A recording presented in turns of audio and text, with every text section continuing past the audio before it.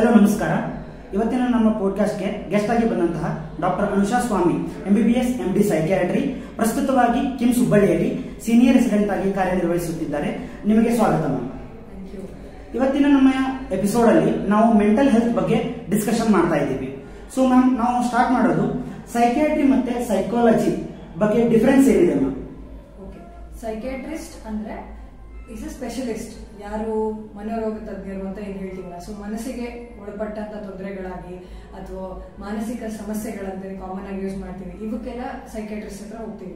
Common ಆಗಿ ನಿಮ್ಗೆ example ಕೊಡ್ಬೇಕಂದ್ರೆ, ಈಗ ಹೃದಯದ ಏನಾದ್ರು ಪ್ರಾಬ್ಲಮ್ ಆದ್ರೆ ಕಾರ್ಡಿಯಾಲಜಿಸ್ಟ್ ಹತ್ರ ಹೋಗ್ತೀವಿ, ಕಿಡ್ನಿ ತ್ರಾಸ ಆದ್ರೆ ನೆಫ್ರಾಲಜಿಸ್ಟ್ ಹತ್ರ ಹೋಗ್ತೀವಿ. ಹಾಗೇನೆ ಸೊ ಮನಸ್ಸಿಗೆ ತೊಂದರೆಗಳಾಗಿದ್ದಾಗ ನಾವು ಸೈಕಿಯಾಟ್ರಿಸ್ಟ್ ನ ಭೇಟಿ ಆಗ್ತೀವಿ. ಸೈಕಾಲಜಿಸ್ಟ್ ಪರ್ಸೆ ಮಾತಾಡ್ಬೇಕಂದ್ರೆ ಅವರು ಸೈಕಾಲಜಿ ಸಬ್ಜೆಕ್ಟ್ ನ as a part of the degree ಓದಿರ್ತಾರೆ ಅಂಡ್ ಅವರು ನಮ್ಮಲ್ಲಿ ಥೆರಪೀಸ್ ಸಲುವಾಗಿ ಅವ್ರು ನಮಗೆ ಹೆಲ್ಪ್ ಮಾಡ್ತಾರೆ. ಸೊ ಸೈಕಿಯಾಟ್ರಿಸ್ಟ್ ಆಗಿರೋರಿಗೆ ಡಯಾಗ್ನೋಸಿಸ್ ಮತ್ತೆ ಟ್ರೀಟ್ಮೆಂಟ್, ಮೆಡಿಕೇಶನ್ ಪ್ರಿಸ್ಕ್ರೈಬ್ ಮಾಡೋ ರೈಟ್ಸ್ ಇರುತ್ತೆ.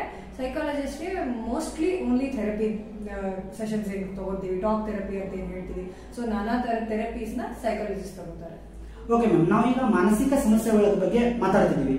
ಒಂದು ಬ್ರೀಫ್ ಆಗಿ ಒಂದು ಕ್ಲಾಸಿಫಿಕೇಶನ್ ತರ ನಮಗೆ ಆಡಿಯನ್ಸ್ಗೆ ಹೇಳ್ಕೊಡಿ ಮ್ಯಾಮ್ ಮಾನಸಿಕ ಸಮಸ್ಯೆಗಳ ಬಗ್ಗೆ. So commonly mental health problems ಅಥವಾ ಮೆಂಟಲ್ ಇಲ್ನೆಸ್ ನ ನಾವೇನಾದ್ರು ಕ್ಲಾಸಿಫೈ ಮಾಡ್ಬೇಕಂದ್ರೆ ಅರಿವು ಬಗ್ಗೆ ಇಂಪಾರ್ಟೆಂಟ್, ಅಂದ್ರೆ ಇನ್ಸೈಟ್ ಅಂತ ಹೇಳ್ತೀವಿ. ಸೊ ಯಾರೋ ಒಬ್ರಿಗೆ ನನ್ ಕಾಯಿಲೆ ಇದೆ, ನನಗೆ ಸಮಸ್ಯೆ ಇದೆ ಅಥವಾ ನನ್ನ ಬಿಹೇವಿಯರ್ ಅಲ್ಲಿ ಚೇಂಜಸ್ ಇದೆ ಅಂತ ಅರಿವು ಇದ್ರೆ ಅವ್ರಿಗೆ ನಾವು ನ್ಯೂರೋಟಿಕ್ ಸ್ಪೆಕ್ಟ್ರಮ್ ಡಿಸಾರ್ಡರ್ಸ್ ಅಂತೀವಿ. ಸೊ ನ್ಯೂರೋಟಿಕ್ ಸ್ಪೆಕ್ಟ್ರಮ್ ಅಲ್ಲಿ ಕಾಮನ್ ಆಗಿ ನಾವು ನೋಡ್ಬರೋದು depression, anxiety, stress related problems, ಇವೆಲ್ಲ ಅವ್ರಿಗೇನೆ ಅರಿವು ಇರ್ತದೆ. ಈಗ ನನಗೇನೋ ತೊಂದರೆ ಇದೆ, ನಾನು ಹೋಗಿ ಡಾಕ್ಟ್ರಿಗೆ ಭೇಟಿಯಾಗಿ ಅವ್ರಿಗೆ ಮೆಡಿಕೇಶನ್ಸ್ ತಗೋಬೇಕು, ಟ್ರೀಟ್ಮೆಂಟ್ ತಗೋಬೇಕು ಅನ್ನೋದೊಂದು ಅರಿವಿರುತ್ತೆ. ಸೊ ಅವ್ರಿಗೆ ಆಗ್ತಿರೋ ಪ್ರಾಬ್ಲಮ್ಸ್ ಬಗ್ಗೆ they have insight. Virus insight ಇಲ್ಲ ಅಂದಾಗ, ಅರಿವಿಲ್ಲ ಅಂತ ಅಂದಾಗ ಅದು ಸೈಕಾಟಿಕ್ ಸ್ಪೆಕ್ಟ್ರಮ್ ಹೋಗುತ್ತೆ. ಅಲ್ಲಿ ಕಾಮನ್ ಆಗಿ ನಾವು ನೋಡ್ಬರೋದು ಸ್ಕಿಜೋಫ್ರೀನಿಯಾ ಅಥವಾ ಬೇರೆ ನಾನಾ ತರದ ಸೈಕಾಟಿಕ್ ಪ್ರಾಬ್ಲಮ್ಸ್. ಸೊ ಇಂಥದ್ರಲ್ಲಿ ಅವ್ರಿಗೆ ಅರಿವಿರಲ್ಲ, ನನಗೆ ಅನುಮಾನ ಸಂಶಯ ಮಾಡ್ತಿರ್ತಾರೆ, ಅವ್ರ ಬಿಹೇವಿಯರ್ ಚೇಂಜಸ್ ಇರುತ್ತೆ, ಏನೋ ಸಿಟ್ಟು ಕೋಪ, ಮಿತಿ ಮೀರಿ ಅಗದಿ ಸಿಟ್ಟಲ್ಲಿರೋದು, ಖುಷಿಯಲ್ಲಿರೋದು, ಆ ತರ ತೊಂದರೆಗಳಿದ್ದಾಗ ಏನೋಪ್ಪ ನಿಮ್ ಬರ್ತವದಲ್ಲಿ ಚೇಂಜಸ್ ಇದೆ ಅಂದ್ರೂ ಅವ್ರು ಒಪ್ಕೊಳ್ತಿರಲ್ಲ, ನನ್ಗೇನು ಆಗೇ ಇಲ್ಲ, ನನ್ಗೇನು ತೊಂದರೆನೇ ಇಲ್ಲ, ನಾನು ಬರಲ್ಲ ಡಾಕ್ಟರ್ ಹತ್ರ. ಸೊ ಈ ತರ ರೆಸಿಸ್ಟೆನ್ಸ್ ಇರುತ್ತೆ, ಅವರು ಕಾಮನ್ ಆಗಿ ಈ ಸೈಕೋಟಿಕ್ ಸ್ಪೆಕ್ಟ್ರಮ್ ಅಲ್ಲಿ ಹೋಗ್ತಾರೆ. ಓಕೆ ಮ್ಯಾಮ್, ನಾವು ಇವತ್ತಿನ ಎಪಿಸೋಡ್ ಅಲ್ಲಿ ಡಿಪ್ರೆಷನ್ ಮತ್ತೆ ಆಂಗ್ಸೈಟಿ ಬಗ್ಗೆ ತಿಳ್ಕೊಳ್ಳೋಣ ಮ್ಯಾಮ್. ಡಿಪ್ರೆಷನ್ ನನ್ನ ಹಿಡ್ಕೊಂಡು ಮಾತಾಡಿದ್ರೆ ನಾವು ಎಷ್ಟೋ ಸರಿ ನಾವೇ ಸೆಲ್ಫ್ ಡಯಾಗ್ನೋಸಿಸ್ ಮಾಡ್ಕೊಂಡ್ಬಿಡ್ತೀವಿ. ನಾ ಡಿಪ್ರೆಷನ್ ಇದ್ದೀನಿ, ನಾ ಸ್ಯಾಡ್ ಆಗಿದ್ದೀನಿ ಅಂತ ಅನ್ಕೊಂತೀವಿ. ಸೊ ಯಾವಾಗ ನಾವು ಡಿಪ್ರೆಷನ್ ನ ಕ್ಲಿನಿಕಲ್ ಡಿಪ್ರೆಷನ್ ಅಂತ ಹೇಳ್ಬೋದು ma'am? Very very good, that is actually a very important topic. Because ನಾವಾಗೆ ನೋಡಿರ್ತೀವಿ ಎಷ್ಟು ಕಾಮನ್ ಆಗಿ ಲೂಸ್ ಆಗಿ ನಾವು we just use that term depression. ಏನಾದ್ರು ಇದ್ರೆ ನನ್ ಡಿಪ್ರೆಷನ್, ನಾನ್ ಡಿಪ್ರೆಸ್ಡ್ ಇದೀನಿ, ಅವ್ನು ಡಿಪ್ರೆಸ್ಡ್ ಅದಾನ, ಮಾನಸಿಕ ಅದಾನ, ಹಂಗೆ ಎಷ್ಟೊಂದ್ ಸತಿ ಕಾಮನ್ ಆಗಿ ಯೂಸ್ ಮಾಡ್ತೀವಿ ಆ ಟರ್ಮ್ ನ. But in reality it is not so easy.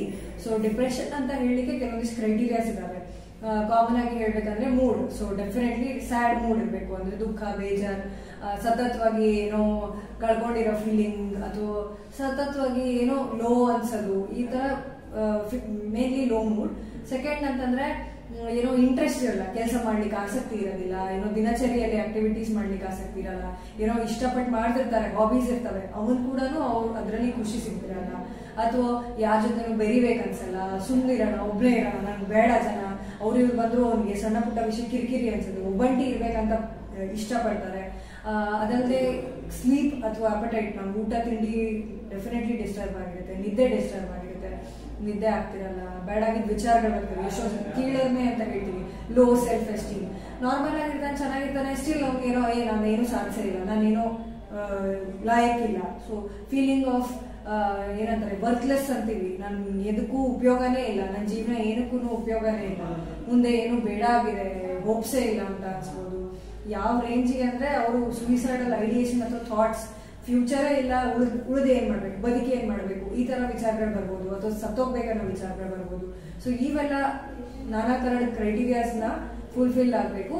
ಅದಲ್ಲದೆ ಅದು ಸ್ವಲ್ಪ ಟ್ರೈನ್ ಕ್ರೈಟೀರಿಯಾ ಅಂತೀವಿ, minimum of at least 2 weeks. ಅಷ್ಟೊಂದು ತೀವ್ರವಾಗಿದ್ರೆ ಅಟ್ ಲೀಸ್ಟ್ ಅಬೌಟ್ 2 weeks ತನಕ if it the symptoms persistently ಇದ್ರೆ, most part of the day ಇದ್ರೆ, ಅವಾಗ ನಾವು ಡಿಪ್ರೆಷನ್ ಅಂತ ಹೇಳ್ಬೋದು. ಸೊ ಎಲ್ಲಾನು ಇರ್ಬೇಕಾ ಅಂತ ನೀವು ಕೇಳಿದ್ರೆ ಇಲ್ಲ, ಎಲ್ಲಾನು ಅಂತಲ್ಲ, ಮೇಜರ್ ಏನು ಮೂಡ್ ಇರ್ಬೋದು, ಡಿಸ್ಟರ್ಬೆನ್ಸ್ ಇರ್ಬೋದು. ಸೊ ಇವೆಲ್ಲ ರೀಸನ್ ಇಂದ ಅವ್ರ ದಿನಚರಿ ಎಫೆಕ್ಟ್ ಆಗುತ್ತೆ. ಸೊ ದಿನಚರಿಯಲ್ಲಿ ಪ್ರಾಬ್ಲಮ್ಸ್ ಆಗ್ತದೆ, definitely we can think about it being depression. Okay ma'am, ಈ ಖಿನ್ನತೆಗೆ ಹೋಗ್ಬೇಕಾದ್ರೆ ಏನಾದ್ರು ರಿಸ್ಕ್ ಫ್ಯಾಕ್ಟರ್ಸ್ ಅಂತ ಇರುತ್ತಲ್ಲ ಮ್ಯಾಮ್, ರಿಸ್ಕ್ ಫ್ಯಾಕ್ಟರ್ ಬಗ್ಗೆ ಹೇಳ್ಕೊಡಿ ma'am. Okay, so risk factors ಬಗ್ಗೆ ಮಾತಾಡ್ಬೇಕಾದ್ರೆ ಕಾಮನ್ ಆಗಿ ನಾವು ಸ್ಟ್ರೆಸರ್ಸ್ ಅಂತೀವಿ, ಸೈಕೋಸೋಷಿಯಲ್ ಸ್ಟ್ರೆಸರ್ಸ್. ನಿಮ್ಮ ಫ್ಯಾಮಿಲಿಯಲ್ಲಿ ಪ್ರಾಬ್ಲಮ್ಸ್ ಇರ್ಬೋದು, ಫೈನಾನ್ಷಿಯಲ್ ತೊಂದರೆಗಳಿರ್ಬೋದು. ನಮ್ಮ ಸ್ಟೂಡೆಂಟ್ ಪಾಪ್ಯುಲೇಷನ್ ನೋಡ್ಬೇಕಂದ್ರೆ exams related worry, tension, pass ಆಗಿರೋದಿಲ್ಲ ಅದರದ್ದು ಟೆನ್ಷನ್ ಇರ್ಬೋದು. ಇಲ್ಲ ರಿಲೇಶನ್ಶಿಪ್ ಪ್ರಾಬ್ಲಮ್ಸ್, ಕಾಮನ್ ಆಗಿ we see relationships happening, breakups ಆಗ್ತಿರ್ತದೆ, ಪ್ಯಾಚ್ ಅಪ್ಸ್ ಆಗ್ತಿರುತ್ತೆ. ಎಷ್ಟೊಂದು ಸರ್ತಿ ಜಗಳ ಗಲಾಟಿ, ಇಂಟರ್ಪರ್ಸನಲ್ ಕಾನ್ಫ್ಲಿಕ್ಟ್ಸು ಅಥವಾ ಗಂಡ ಹೆಂಡತಿ ಮಧ್ಯೆ ಜಗಳಗಳಿರ್ಬೋದು. ಎಷ್ಟೊಂದು ಸರ್ತಿ ಒಬ್ಬಂಟಿತನ, ಲೈಕ್ ಡಿವೋರ್ಸ್ ಆಗಿರ್ಬೋದು ಅಥವಾ ಏನೋ ಪಾರ್ಟ್ನರ್ ಸ್ಪೌಸ್ ಡೆತ್ ಆಗಿರುತ್ತೆ. ಸೊ ಇವೆಲ್ಲ ಅದರಲ್ಲಿ ಲೋನ್ಲಿನೆಸ್, ಒಬ್ಬಂಟಿತನ ಬಂದಾಗನು ಖಿನ್ನತೆಗೆ ಒಳಗಾಗುವಂತ ಸಾಧ್ಯತೆಗಳು ಹೆಚ್ಚಿರುತ್ತೆ. ಇದಲ್ಲದೆ ಮಾತಾಡ್ಬೇಕಂತಂದ್ರೆ ಎಷ್ಟೊಂದು ಜನ ಸಬ್ಸ್ಟೆನ್ಸ್ ಅಬ್ಯೂಸ್ ಅಂತೀವಿ, ಶೇರೆ ಕುಡಿಯೋದು, ಆಲ್ಕೋಹಾಲ್ ಯೂಸ್ ಅಥವಾ ಕೆನಾಬಿಸ್, ಗಾಂಜಾ ಏನ್ ಯೂಸ್ ಮಾಡ್ತಾರೆ, ನಾನಾ ತರದ ಸಬ್ಸ್ಟೆನ್ಸ್. ಇವೆಲ್ಲ ಅಡಿಕ್ಷನ್ಸ್ ಇದ್ದಾಗನು ಈ ಮೂಡ್ ಸಿಂಟಮ್ಸ್ ಬರೋ ಸಾಧ್ಯತೆಗಳು ಹೆಚ್ಚಿರುತ್ತೆ. ಲಾಂಗ್ ಸ್ಟ್ಯಾಂಡಿಂಗ್ ಇಲ್ನೆಸ್ ಅಂತ ಅಂತೀವಿ, ಕ್ಯಾನ್ಸರ್ ಆಗಿರ್ಬೋದು, HIV ಈ ತರ ಪ್ರಾಬ್ಲಮ್ಸ್ ಇದ್ದಾಗ, ಇಲ್ಲ ಲಾಂಗ್ ಸ್ಟ್ಯಾಂಡಿಂಗ್ ಇಲ್ನೆಸ್ ಮುಖಾಂತರನು ಕೆಲವೊಬ್ಬರಿಗೆ ಏನಪ್ಪಾ ಮುಂದೆ ಜೀವನನೇ ಇಲ್ಲ, ಇನ್ನೇನು ಉಳಿದೇ ಇಲ್ಲ. ಸೊ ಈ ತರ ಎಂಡ್ ಆಫ್ ಲೈಫ್ ಸಿಚುವೇಶನ್ ತರ ಫೀಲಿಂಗ್ ಬರಕ್ ಶುರು ಆದಾಗ they feel like that's it, ಏನೂ ಇಲ್ಲ ಮುಂದೆ ಆ ತರ ಅನ್ಸ್ಬೋದು.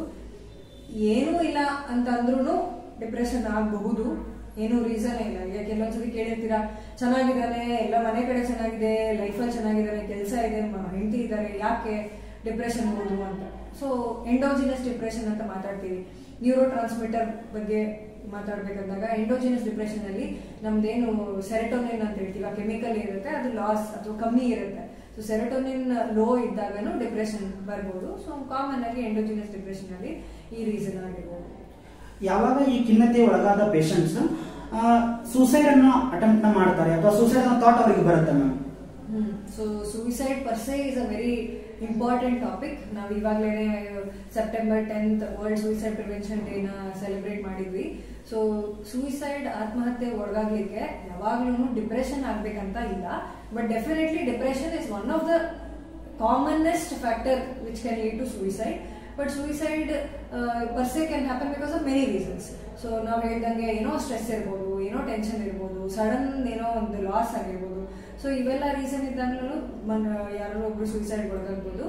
ಡಿಪ್ರೆಷನ್ ಅಲ್ಲಿ ಮಾತಾಡ್ಬೇಕಂದ್ರೆ ಸಿವಿಯಾರಿಟಿ ಹೆಚ್ಚಾಗ್ತಿದ್ದಂಗೆ patient is suffering from prolong time.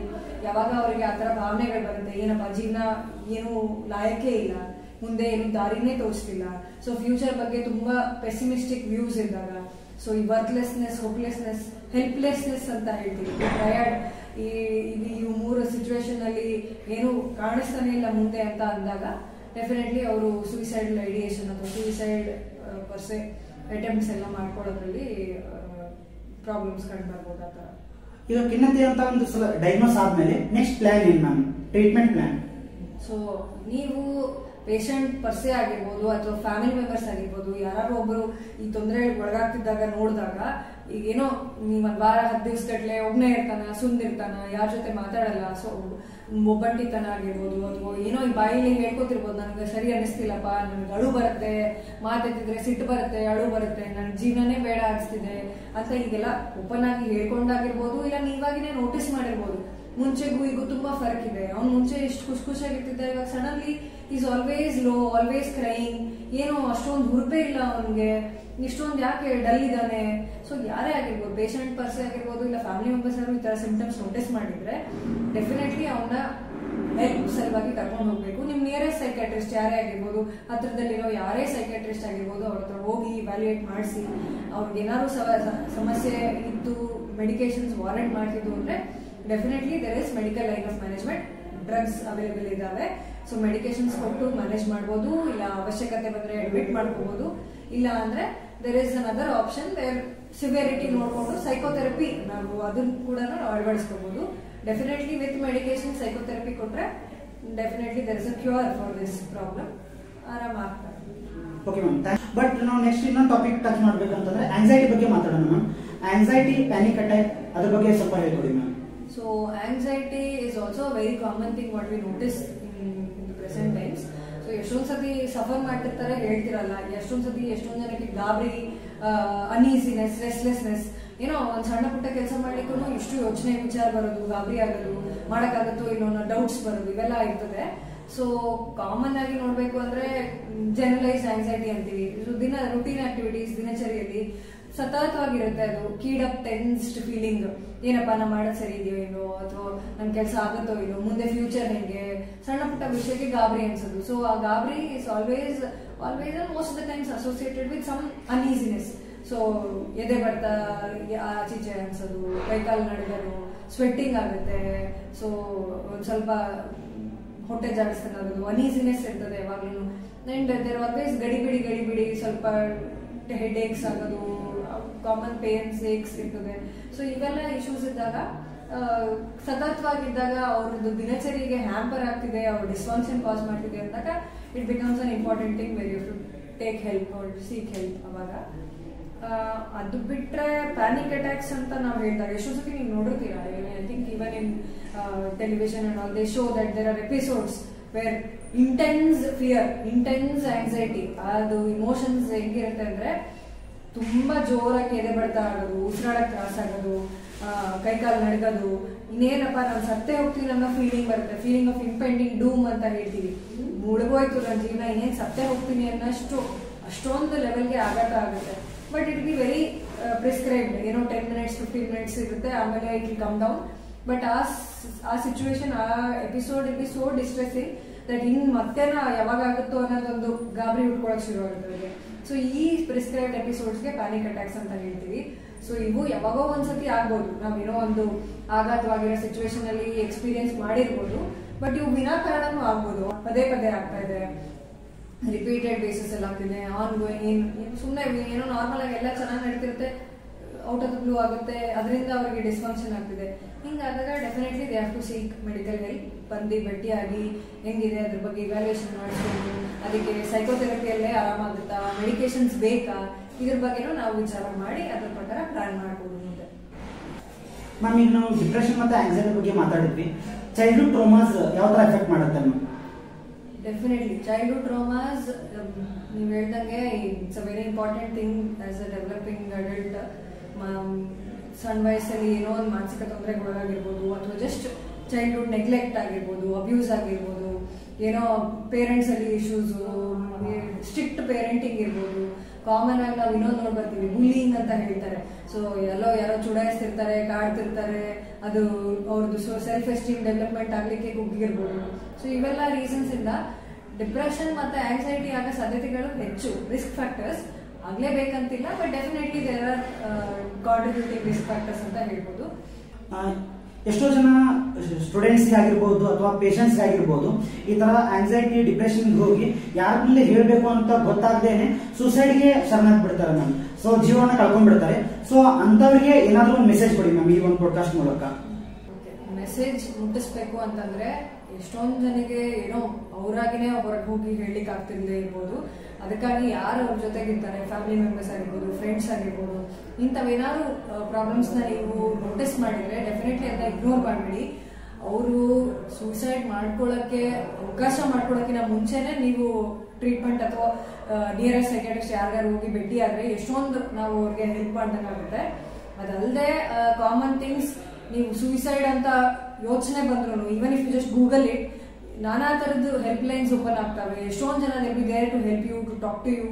There are places which are ಏನಂತಾರೆ dedicated enough to help you out if you get such thoughts. So definitely suicide is not an answer for anything. There are medications, there are treatments which can help you come out of this phase, come out of depression. You've also seen the film actors have all come up and told. I think Deepika Padukone ಅವರು ಬಂದಾಗಿಂದನೂ ಎಷ್ಟೊಂದು ಸತಿ ಇದ್ರ ಬಗ್ಗೆ ಮಾತಾಡಿದ್ದಾರೆ. ಎಷ್ಟೊಂದು ಅರಿವು ಮೂಡಿದೆ. ಮುಂಚೆ ತರ ಸೈಕಾಟ್ರಿಕ್ ಪ್ರಾಬ್ಲಮ್ಸ್ ಅಥವಾ ಮಾನಸಿಕ ಪ್ರಾಬ್ಲಮ್ಸ್ ಸ್ಟಿಗ್ಮಟೈಸ್ಡ್ ಆಗಿಲ್ಲ. ಇನ್ನೂ ಸ್ವಲ್ಪ ಹಿಂಜರಿಕೆ, ಅದೇನೋ ಒಂದು ನಿದ್ದೆ ಗುಳಿಗೆ ಕೊಡ್ತಾರೋ ಅಥವಾ ಲೈಫ್ ಲಾಂಗ್ ಗುಳಿಗೆ ಕೊಡ್ತಾರೋ ಅನ್ನೋದೊಂದಿಷ್ಟು ಮಿಸ್ಕಾನ್ಸೆಪ್ಷನ್ಸ್ ಇದಾವೆ. ಬಟ್ ಡೆಫಿನೆಟ್ಲಿ ಆ ಥರ ಇಲ್ಲ. ನಿಮ್ಗೆ ಏನ್ ತೊಂದರೆ ಇದೆ ಅದ್ರ ಪ್ರಕಾರ ನೋಡ್ಕೊಂಡು ಎಷ್ಟು ದಿವಸ ಹೋಗುತ್ತೆ, ಏನು ಹೋಗುತ್ತೆ, ಮೆಡಿಕೇಶನ್ಸ್ ಅದನ್ನೆಲ್ಲ ಪ್ಲಾನ್ ಮಾಡ್ಬೋದೇ ಹೊರತು ನೀವಾಗಿನೇ ಆ ಥರ ಹಿಂಜರಿಕೆ ಆಗಲಿ, ಬೇಡಾಗಿದ್ದ ವಿಷಯಕ್ಕೆ ಸಾಯೋ ಪ್ರಯತ್ನ ಅಥವಾ ಆ ಥರ ವಿಚಾರಗಳಾಗ್ಲಿ ಮಾಡ್ಲಾರ್ದಂಗಿರೋದು ಒಳ್ಳೇದು. ಏನೇ ಇದ್ರು please seek help, please come to a psychiatrist, meet them, talk to them, pour out whatever you're feeling and then ಮುಂದಿನ ಏನಿದೆ ಅಂತ ನಾವು ಡಿಸ್ಕಸ್ ಮಾಡ್ಕೊಂಡು ಮಾಡ್ಬೋದು. ಇಷ್ಟೊತ್ತು ನಾವು ಡಿಸ್ಕಸ್ ಮಾಡಿದ ಪ್ರಕಾರ ಸಮಸ್ಯೆಗಳು ಹಲವಾರು ಇರುತ್ತೆ. ಅದು ಯಾವುದನ್ನು ಕೂಡ ನಾವು ಸಮಸ್ಯೆ ನಮ್ಗಷ್ಟೇ ಇದೆ ಅಂತ ಅನ್ಕೊಂಡು ಹೇಳಾದೆ ಕುತ್ಕೊಳ್ಳೋಕ್ಕಿಂತ ಮನೋರೋಗ ತಜ್ಞರ ಕಡೆ ಅದನ್ನ ಹೇಳೋದ್ರಿಂದ ಸಮಸ್ಯೆಗಳಿಗೆ ಪರಿಹಾರ ಇದೆ, ಟ್ರೀಟ್ಮೆಂಟ್ ಇದೆ ಅಂತ ಹೇಳಿಕೊಟ್ಟಂತಹ ನಮ್ಮ ಅನುಷಾ ಸ್ವಾಮಿ ಮ್ಯಾಮ್ಗೆ ಥ್ಯಾಂಕ್ ಯು ಸೋ ಮಚ್.